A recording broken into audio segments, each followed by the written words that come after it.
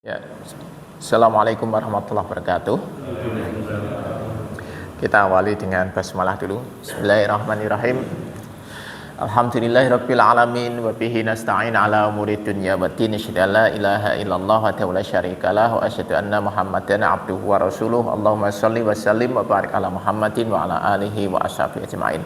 Alhamdulillah, puji syukur kita aturkan kehadirat Allah SWT yang senantiasa memberikan nikmat kepada kita sehingga hari ini Allah masih memberikan umur kepada kita, membangunkan kita dalam kondisi sehat ya, dan memudahkanlah kita ke masjid ini melaksanakan sholat subuh berjamaah. Insya Allah kita lanjut dengan dzikir dan belajar ya. Mudah-mudahan Allah catat sebagai amal soleh, dan ini sebagai pembuka tahun, mudah-mudahan ini juga menjadi awal kebaikan-kebaikan untuk kita semua. Sholawat dan salam kita sampaikan kepada teladan kita Rasulullah Muhammad sallallahu alaihi wasallam, keluarga, sahabat dan seluruh pengikutnya yang istiqomah mengikuti sunnahnya. Mari kita bersama-sama dzikir. A'udzubillahi minasyaitonir rajim. Bismillahirrahmanirrahim. Allahu la ilaha illa huwal hayyul qayyum. La ta'khudhuhu sinatun wa la nawm. Lahu ma fis samawati wa ma fil ardh. Man dalladhi yashfa'u indahu illa bi'idhnih.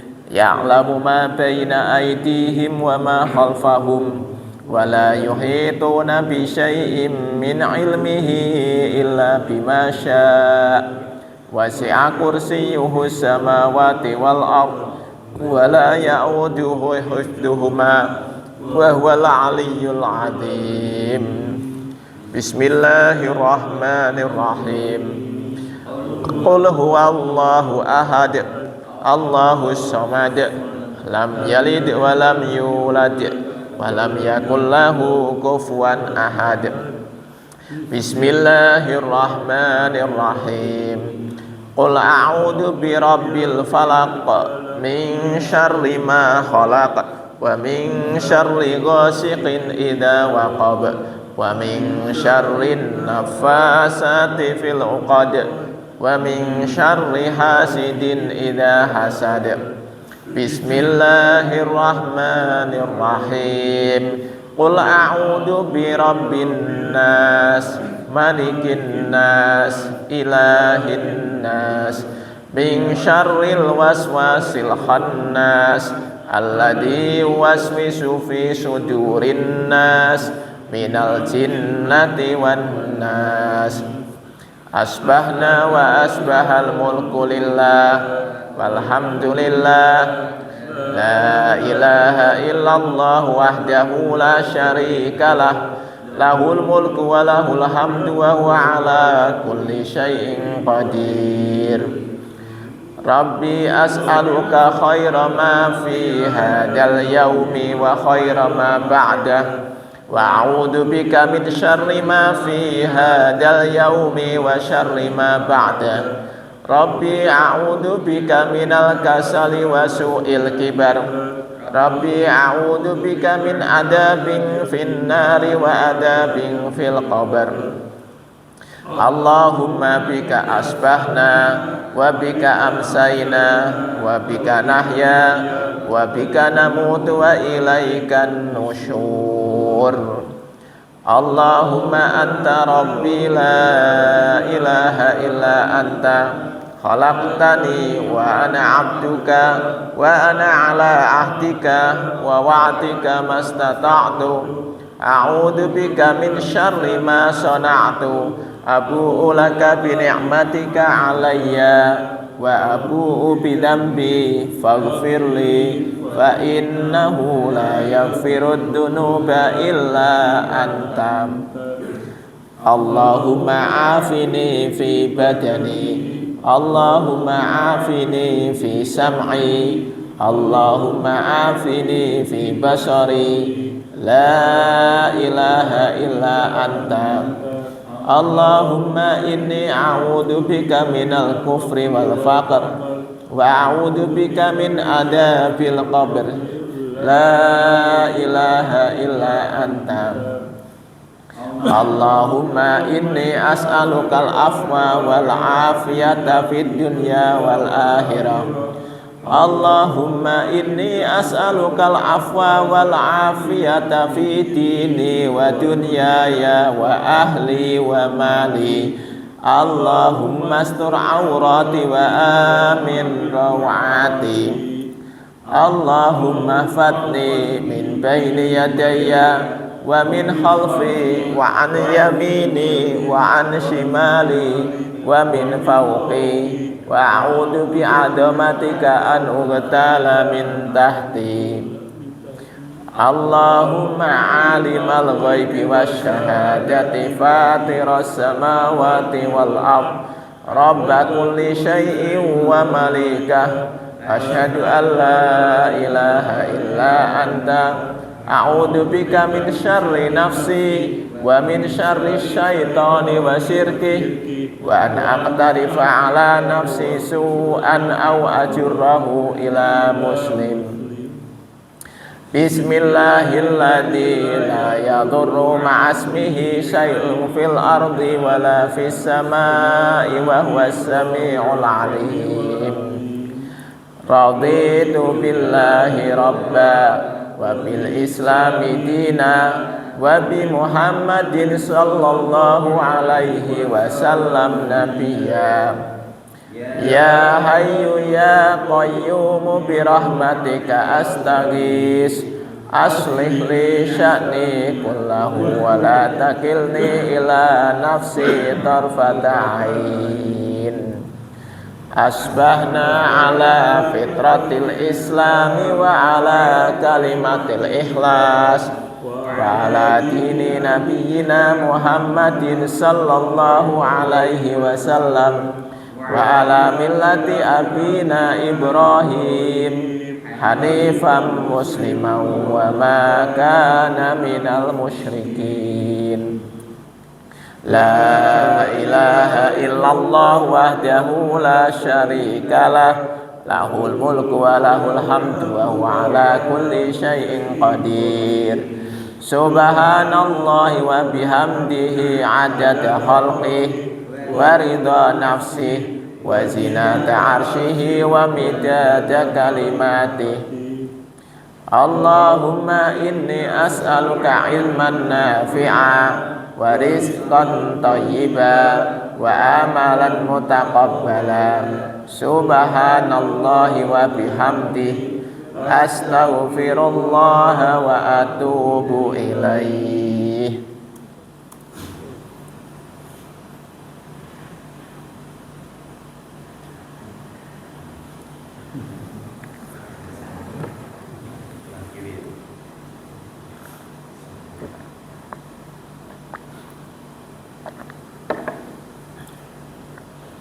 Ya, kita lanjut kajian Al-Hikam sampai pasal ke-96. In aratta, jika kamu ingin, an yakuna laka izjun la yafna, menginginkan bagimu kemuliaan yang tidak fana, tidak rusak, fala tasta'izanna bi izzi yafna, maka janganlah engkau membanggakan kemuliaan yang fana. Jika engkau menginginkan kemuliaan yang tidak fana, maka engkau jangan membanggakan kemuliaan yang fana. Kita ingin kemuliaan yang tidak fana, ya. Apa kemuliaan yang tidak fana itu? Mendapatkan surganya Allah SWT. Ketika kita mendapatkan surga itu, Allah mengatakan surga itu khalidina fiha abada. Kita akan berada di surga selama-lamanya. Khalidina masih ditambah abada. Jadi selamanya. Nah, itu kemuliaan yang harusnya kita tuju. Maka ketika kita menuju ke sana, ya tidak perlu kita membanggakan kemuliaan yang fana. Apa kemuliaan yang fana itu? Harta, jabatan, kekayaan, ya kan? Macam-macam yang ada di dunia itu semuanya fana. Ketika kita ini di dunia ini mendapatkan harta, Apakah harta akan kita bawa selamanya? Tidak. Paling tidak ketika kita nanti meninggal, harta itu ya buat orang lain, kan gitu ya, buat orang lain, untuk ahli waris. Jabatan, apakah jabatan akan selamanya? Tidak. Pasti kita akan apa ini? Pensiun. Nah, pensiun, ya itu sunatullah itu. Ganti orang, gitu ya. Jadi kita nyari apa sebenarnya? Kalau yang kita banggakan itu, ya percuma. Yang kita cari bukan itu kok. Maka ketika Allah titipkan harta, titipkan jabatan, titipkan amanah-amanah yang lain di dunia, tidak usah bangga. Termasuk amanah apapun ya. Kalau gini kita kan amanahnya macam-macam. Amanah menjadi seorang bapak, amanah menjadi seorang suami, amanah menjadi ketua RT, gitu ya. Termasuk amanah ngurus masjid, itu semuanya fana, tidak kemudian abadi, tidak ada abadi-abadinya. Ya paling nanti selesai, gitu kan. Jadi tidak perlu dibanggakan, nggak ada bangga-bangganya gitu. Maka kita coba melihat orang yang hanya mengejar urusan kemuliaan yang fana, dia akan diingatkan Allah dengan tergelincirnya dia melalui apa yang dia banggakan tadi. Ya kan? Sejarah sudah mencatat orang-orang yang dia bangga dengan kemuliaan fananya. Kalau misalnya di dalam Al-Quran itu cerita Fir'aun berulang-ulang, ya kan? Ya karena memang Fir'aun itu akan ada terus sampai hari kiamat. Orang yang bangga dengan kekuasaannya, orang yang bangga dengan kekayaannya, itu sehingga merasa dirinya paling hebat. Nah itu ada terus itu Pak. Maka Fir'aun ini ceritanya diulang terus di dalam Al-Quran itu. Karena ini ada terus. Ya jangan-jangan kita juga termasuk di dalamnya. Barangkali kita Fir'aun baru gitu ya. Hanya mungkin lebih kecil aja gitu. Ya kalau kemudian Allah titipkan sesuatu yang lebih besar, alhamdulillah. Tapi kita kuat apa enggak? Ya. Kenapa kita tidak ditakdirkan memiliki kekuasaan yang besar? Yaitu sayangnya Allah kepada kita itu begitu Pak. Itu kita ini tidak diberikan kekuasaan yang besar, hanya kekuasaan paling ya kalaupun kita diberikan kekuasaan nggak besar-besar amat lah. Diberikan jabatan ya paling kewenangannya cuma segitu-segitu aja. Tapi itu pun kita sudah bangga setengah mati gitu.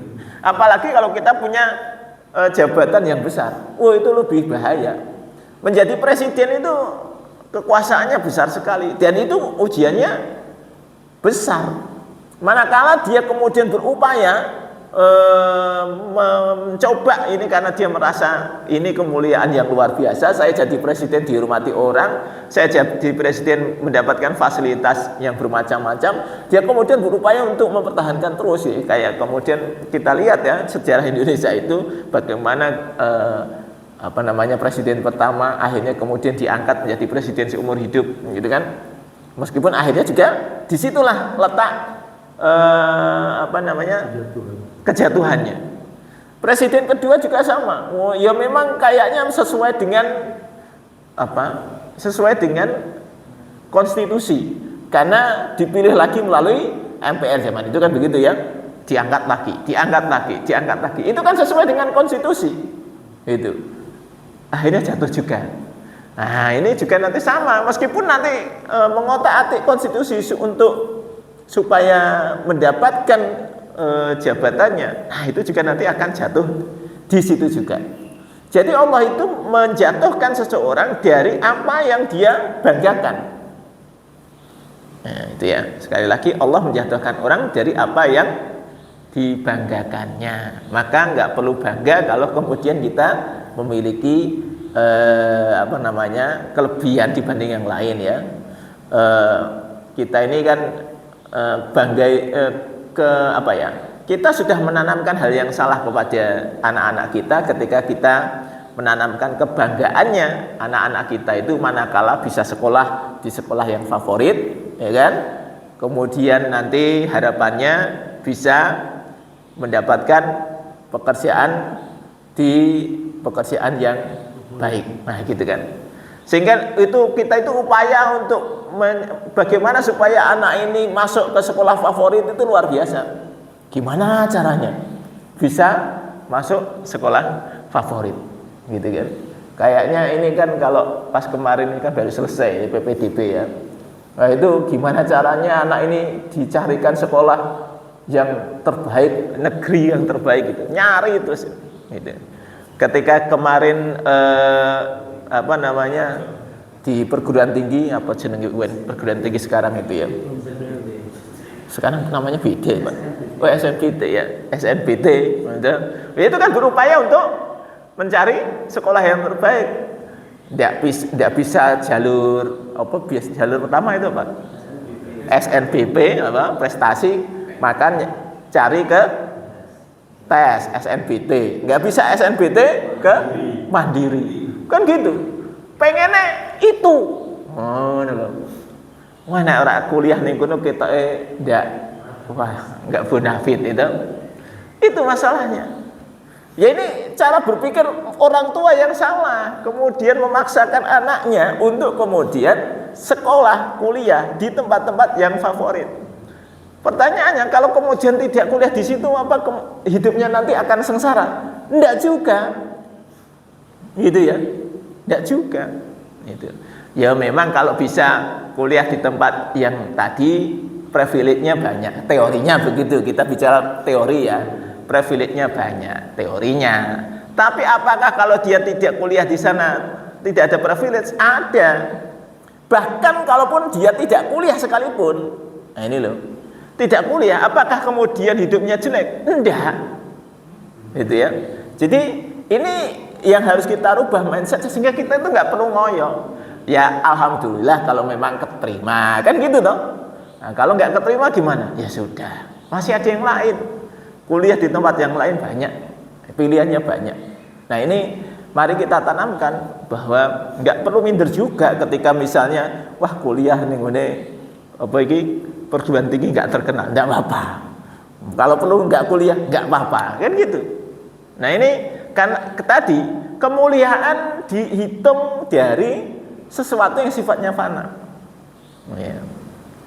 Fana. Maka kan akhirnya tadi kalau zaman dulu kan tesnya cuma sekali, enak gampang. Zaman dulu, zaman sekarang itu tadi ya memang perguruan tinggi golek duit ya, gimana caranya kan gitu.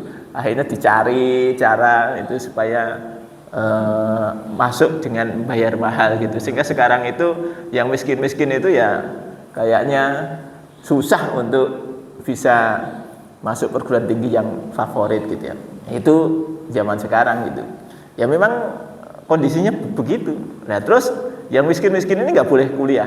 Ya boleh, ya cuma kuliahnya di mana? Wallahu a'lam. Carilah kuliah yang gratis gitu ya. Itu. Secara teori memang UKT itu menyesuaikan dengan kondisi ekonomi. Teorinya, teori kan? Prakteknya, ora juga, kan gitu kan? Enggak juga. Wis pokoknya ditentukan sekian. Sanggup nggak sanggup ya? Sekian, mau apa kita? Nah itu kan. Nah ini cara berpikir. Ini saya itu pengen gini loh. Ya alhamdulillah saya ini kuliah di tempat yang favorit ya, top itu. Gitu. Tapi kan terus kalau dipikir-pikir ada privilege-nya jelas. Kalau privilege-nya pasti ya kalau saya ya.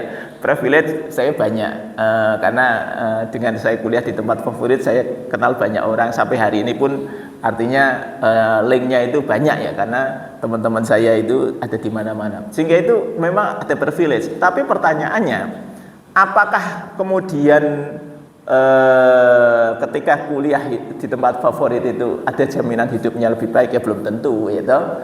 Sehingga ketika saya ditanya apa hubungan pekerjaan Anda dengan yang Anda dapatkan ketika kuliah, tidak ada hubungannya. Kuliah apa, pekerjaannya apa, tidak nyambung gitu. Ya kan? Ya sudah, bagi saya itu biasa-biasa aja, tidak sesuatu yang aneh gitu. Tapi dari sisi privilege jelas saya dapat privilege-nya gitu. Nah itu maksud saya, anak-anak ini jangan dicekoi dengan kemuliaan itu harus kuliah di tempat yang favorit, enggak juga. Itu. Maka saya ketika anak-anak saya kuliah ya memang pengennya favorit ya. Anak saya yang kedua itu pengennya pokoknya sini saya maunya ini gitu. Ya alhamdulillah keterima gitu ya. Tapi kalau nggak terima ya saya mikirnya stres nih anak ini kalau nggak keterima gitu ya. Karena mikirnya begitu. Ya, dia merasa bahwa kebanggaannya manakala dia bisa kuliah di tempat yang favorit. Nah ini tolong dipudarkan sehingga nanti itu nggak kecewa gitu maksud saya. Kalaupun misalnya kuliahnya di tempat yang biasa-biasa saja, apakah hidupnya jelek? Enggak. Semuanya punya kesempatan untuk hidup yang lebih baik, ya kan? Yang penting ditanamkan itu apa? Kemuliaan yang abadi. Anak-anak ini kita tanamkan kemuliaan yang abadi. Apa kemuliaan yang abadi? Nyari surga saja. Kalau nyari dunia itu gampang. Nyari dunia itu gampang. Itu. Wong Pak Sokip terima ning ngukar duitnya akeh. Itu Pak Sokip terima ning ngukar lho kerjaane tak pikir gampang men. Wong gawone mung meteran tok. Itu. Bisa oleh duit akeh ngono. Ya itu tadi namanya rezeki to. Iya, ora usah kuliah. Ngono, golek kuliahe aku ya bingung iku kuliah jurusan apa nek ngono kuwi ya. Ora ana kuliahe. Tapi tadi rezekinya itu ada aja. Jadi ini yang mindset ini yang harus dibangun, nggak usah kebanggaan semu itu menurut saya nggak perlu ditumbuhkan. Sudahlah, anak-anak ini punya masa depan sendiri, nggak usah khawatir. Rezekinya wis ana sing ngatur. Gitu aja sudah, ditanamkan itu. Nanti kalau dia bergerak pasti ada jalannya. Ini kesini. Ya memang tugas kita ngarahkan, gitu, ngarahkan sama biayai ya orang tua itu begitu. Nanti hasilnya ya biar nanti Allah yang akan mengatur. Nah, maka tadi kita ini di dalam Al-Quran ditunjukkan ada orang kayak Fir'aun dengan segala keglamorannya, kemewahannya, dia akhirnya jatuh karena yang diunggulkan itu. Nah, saya ingin ke kemuliaan yang abadi itu kayak apa? Kalaupun kita ini dikasih sesuatu tadi, pertanyaannya kan gini, apakah kita tidak boleh punya harta yang banyak? Apakah kita tidak boleh punya jabatan? Boleh, gitu ya. Tapi jangan ngejar-ngejar itu, gitu loh. Jadi kita itu bukan tidak boleh kaya, bukan tidak boleh jadi pemimpin, enggak. Tapi nggak usah ngejar. Kalau dikasih, terima, gitu aja toh. Maka kita belajar dengan Abdurrahman bin Auf itu. Abdurrahman bin Auf ini orang yang takdirnya kaya. Jadi takdirnya kaya, susah ini takdirnya kaya. Kita ini takdirnya ya begini-begini aja. Abdurrahman bin Auf takdirnya kaya. Abdurrahman bin Auf termasuk 8 orang pertama yang masuk Islam. Jadi ketika Rasulullah menyebarkan dakwahnya, pertama itu kepada istrinya, kedua kepada saudaranya itu siapa? Ali bin Abi Thalib, waktu itu masih kecil Ali. Ketiga kepada temannya siapa? Abu Bakar. Nah dari Abu Bakar inilah kemudian nyebar kepada teman-teman yang lain. Disitulah Abdurrahman bin Auf termasuk di dalamnya. Abu Bakar kan pedagang, temannya pedagang. Utsman bin Affan, Jubair bin Awam, Thalhah, termasuk Abdurrahman bin Auf. Diajaki semua mau. Maka Abdurrahman bin Auf ini termasuk orang yang pertama masuk Islam. Nah, dan ketika tekanan kepada dakwah Nabi ini keras, maka Nabi menganjurkan sebagian sahabat untuk keluar dari Mekah, hijrah. Hijrah yang pertama itu ke Habasyah namanya. Habasyah itu apa? Ya, sekarang apa? Ethiopia. Zaman dulu Ethiopia itu ya negara yang makmur. Jadi jangan menganggap Ethiopia itu miskin ya toh, gersang. Enggak, Ethiopia itu negara yang makmur. Maka Rasulullah menganjurkan untuk hijrah ke sana. Nah, kalau nggak salah itu di tahun 8 kenabian. Maka hijrahlah beberapa sahabat ke sana termasuk Abdurrahman bin Auf. Tapi Abdurrahman bin Auf mungkin menimbang-nimbang balik lagi ke Mekah. Tahun berikutnya sebagian sahabat lagi berangkat ke Habasah lagi. Abdurrahman bin Auf ke sana lagi. Itu ya. Jadi berangkatlah ke Habasah tadi.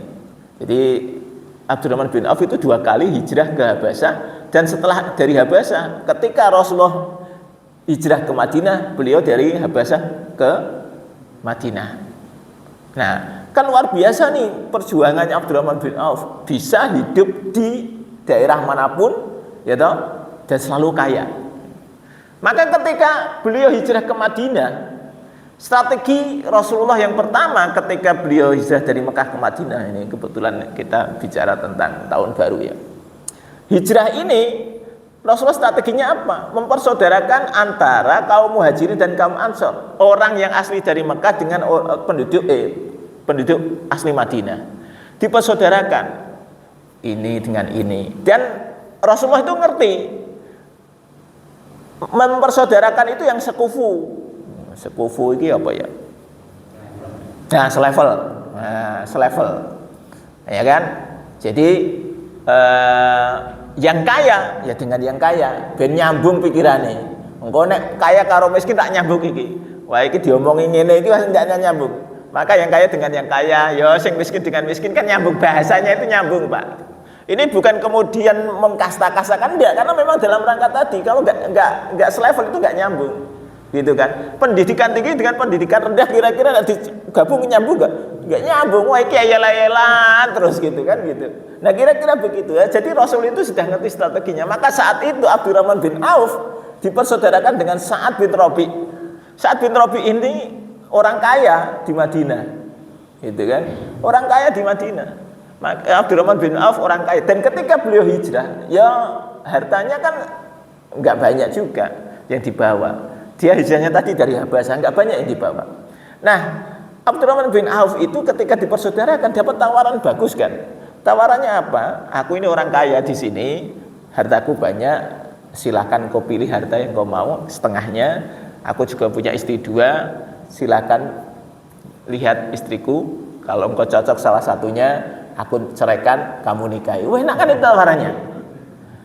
Tawarannya enak. Nah, itu. Iku coba ditawarkan yang Pak Edi. Nah, ya kan? Kira-kira Pak Edi nolak enggak?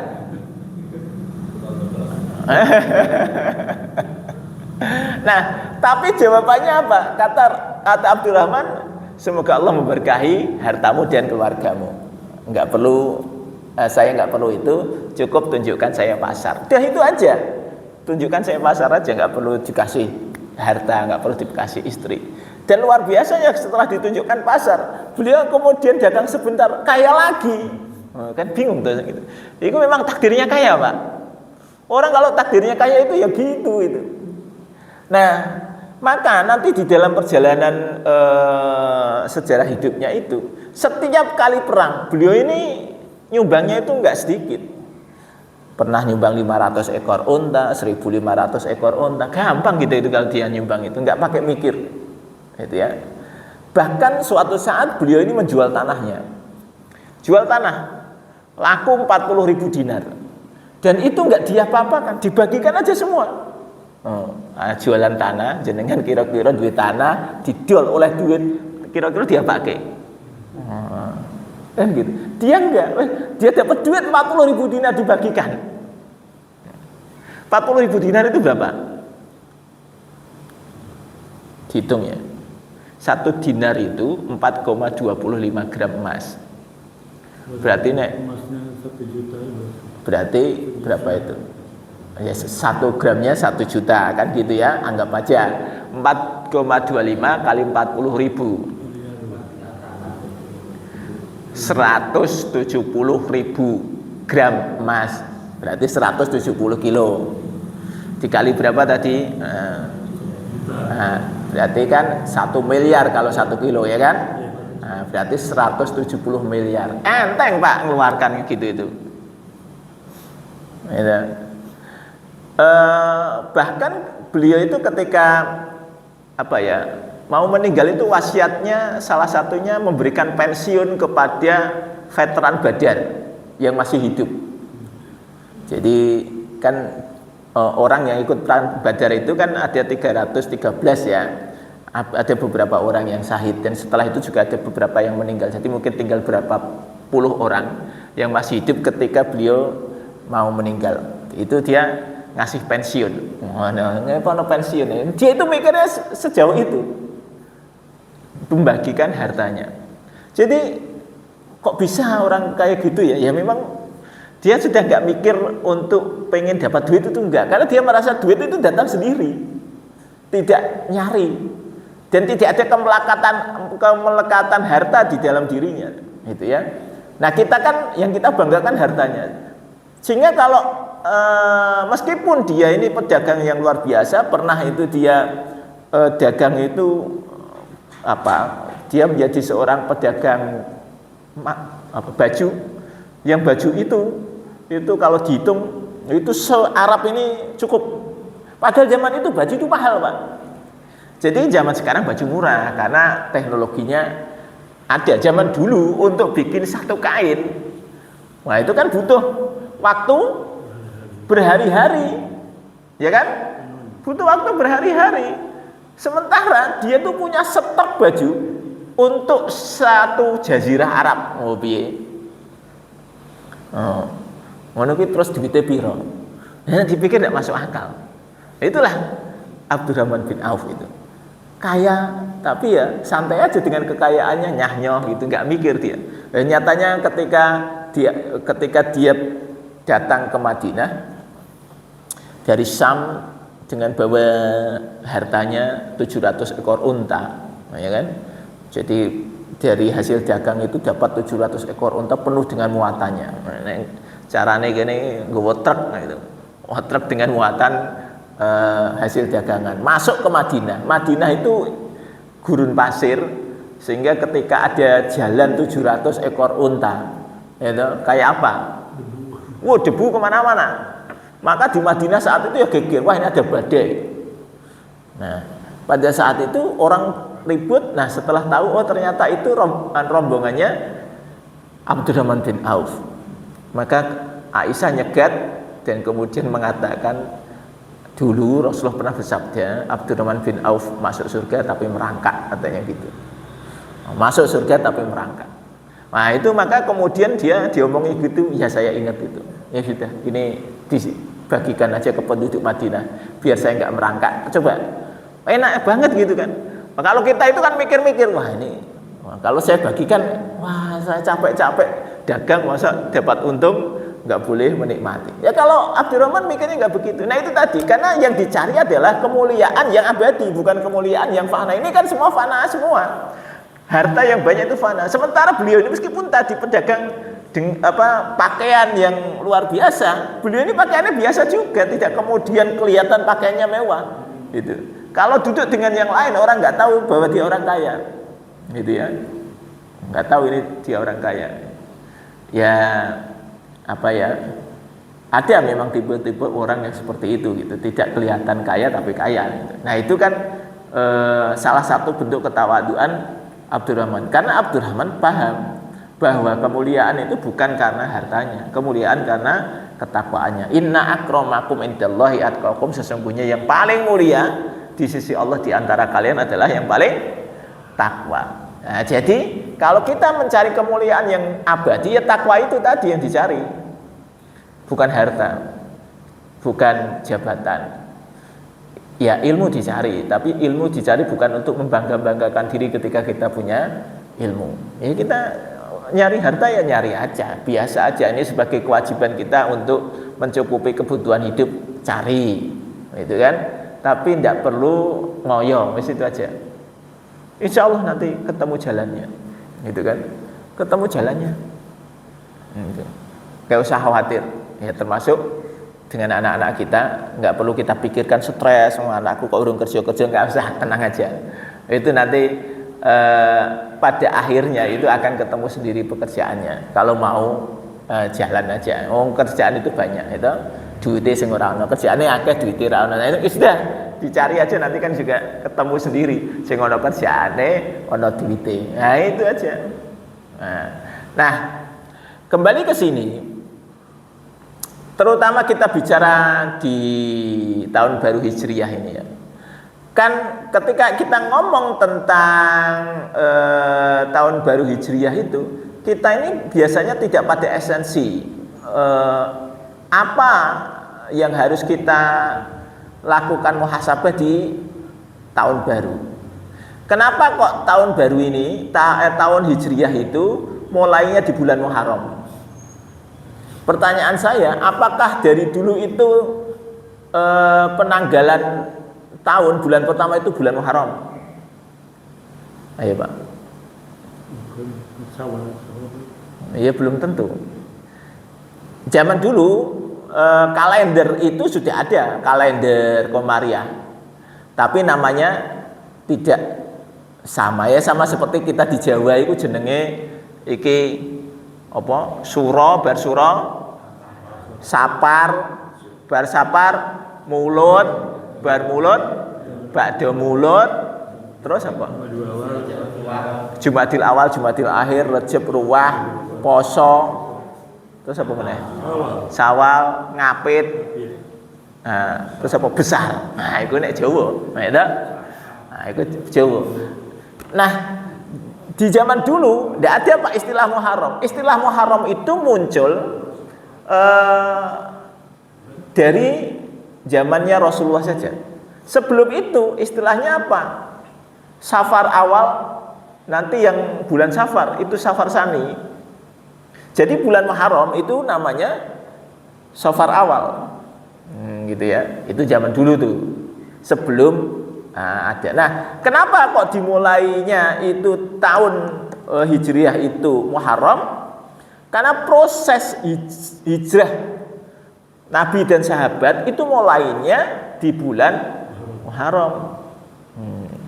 Nah, sehingga ini kan pertanyaan gini nih, itu kan kita sering kalau pas kumpul-kumpul lagi mau apa, misalnya tadi malam kumpul-kumpul suronan, ada acara doa akhir tahun awal tahun. Pertanyaan saya sederhana, kira-kira doa itu wis ana zaman Rasul apa belum?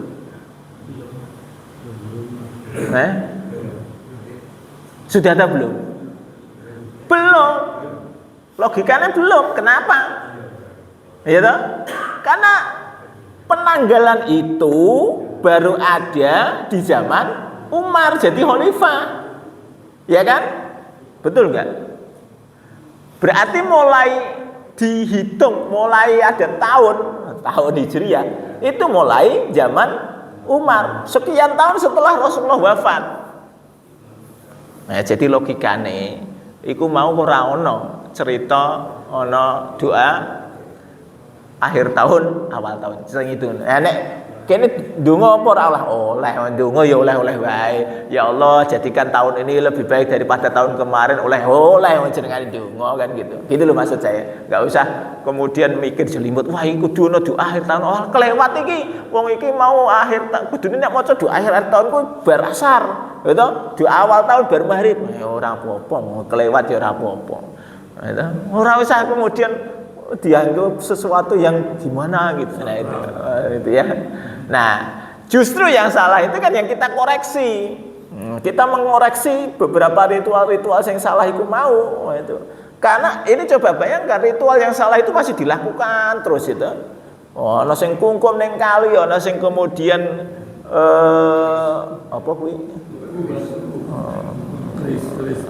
Ngetutke kebo iku mau to. Wis ngetutke kebo nek kebone lah itu dijikuki tletonge. Lah ini kan sudah, ini kan udah nggak masuk akal semua. Nah, apa yang dicari? Itu. Nah, itu yang kita koreksi, Pak. Lah, maka kalau kemudian kita itu bikin acara, itu mau ya malam tahun baru ya apa? Ya mau. Luwih apik dikir karo muhasabah ngono to. Mengingatkan kita, iki semakin hari itu jenengan iku mendekati kematian. Gitu? Oh, niki sing lho, iya toh, mendekati kematian.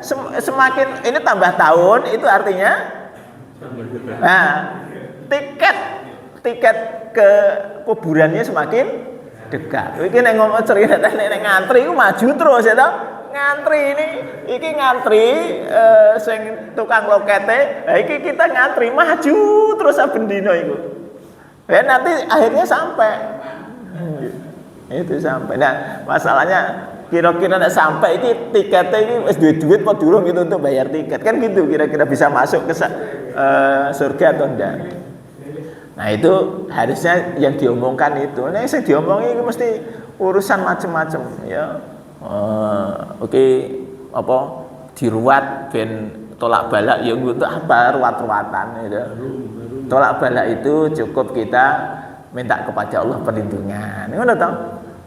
Ini dikir pagi dikir sore itu mau kita membaca doa tolak balak kan. Membaca Al-Falaq, An-Nas itu kan tolak balak. Wis ngono ae. Ora usah bingung. Kita sudah berdoa bismillahilladzi la yadurru ma'asmihi syai'un fil ardi wala fis sama'i wa huwas samiul alim. Diwaca dalam rangka apa? Biar tidak mendapatkan apa namanya? Ya kemudaratan. Bismillahi la yadurru dengan nama Allah yang tidak ada kemudaratan. Ma'asmihi dengan namanya. Syai'un fil ardi wala fis sama'i, di langit maupun di bumi. Bahwa ya jadi itulah Allah. Kita minta perlindungan kepada Allah sudah selesai. Itu aja. Jadi ora perlu ada iku mau ngubah keris iki. Ngubah keris kudune pas malam tanggal 1. Ya tergantung keris iki keris apa kadang-kadang aku iki ya. Kenapa kok dadak kudu siji tanggal 1 nek kira-kira tanggal 1 itu kenapa gitu ya. Bingung saya. Gitu. Ya sudahlah namanya mau ngubah keris ya ora apa-apa gitu. Nek aku ngubah keris kapan bae kan enggak ada masalah. Itu. Nah, itu tadi karena yang dicari kemuliaan-kemuliaan semu tadi. Dengan keris itu dia merasa dirinya terjaga. Dengan keris itu dia akan mendapatkan hidupnya lebih baik. Nah, ini kan kesirikan jatuhnya. Ya kan? Jatuhnya kesirikan. Lah kalau kita jatuh kepada kesirikan, sudah hidupnya sengsara itu. Pasti sengsara. Kalau orang mengandung kesirikan di dalamnya, coba lihat nanti hidupnya. Pasti ada masalah di dalam hidupnya. Nah, itu jadi nomor 1 itu ini kan dosa paling besar. Dia tidak akan diampuni kalau sampai meninggal masih syirik. Maka kalau kemudian kita ini ada dosa syirik, minta ampun kepada Allah. Dosa-dosa yang lain itu masih ada kemungkinan untuk diampuni. Maka kan kita ini coba kalau orang meninggal, kita itu doakan Allahumma gfir lahu warhamhu wa'afi wa'fu anhu kan gitu ya. Kita memintakan ampunan untuk orang yang meninggal. Bisa jadi doanya orang-orang yang nyolati tadi itu dikabulkan. Janjiannya masih ada dosanya, tapi karena doa dari orang-orang yang nyolati maka diampuni dosanya. Tapi kalau masih ada syirik, nah sudah Pak. Nah, kalau ada syirik di dalamnya masih sampai mati, nah, repot. Yang nggak terasa, yang Ustaz misalkan makan obat kadang-kadang yang suka apa syirik juga mungkin. Maksudnya?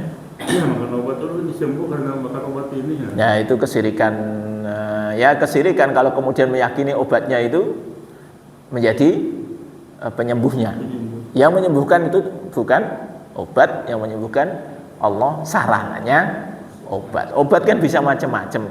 Wong dokter itu resepnya beda-beda. Dokter A resepnya ini, dokter B resepnya ini. Dilalah kok ya ana wong penyakite padha. Resep ini ya mari, resep ini ya mari. Jenengan nek flu iku ngombe apa? Ultra flu, nek ora ya apa? Prokol, nek ora ya wah mexagrip. Ya ngono kok ya nyatane do ngombe ngono ya. Ya sembuh. Lah terus dipikir iku obate menyembuhkan ya ndak juga. Itu mau dilalah wae. Itu memang Allah itu ini kita lihat luar biasanya Allah. Allah itu membagi rezeki dengan cara begitu. Dikai lara supaya iki engko ngeki rezeki karo dokter, ngeki rezeki karo apotek. Lho ngono kuwi. Kan gitu.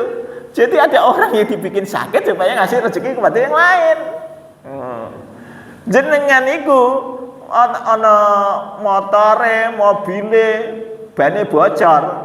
Ora usah nesu-nesu karena iku carane Gusti Allah ngeki rezeki nek tambal ban. Ngono to? Ya memang begitu, Pak. Nek orang ngono kok tukang tambal ban ya ora oleh rezeki to. Itu. Jadi itu cara Allah saja. Sehingga kita itu kalau kita ngerti kita ini memang disuruh iki ana jalan rezekine untuk orang lain kan beres.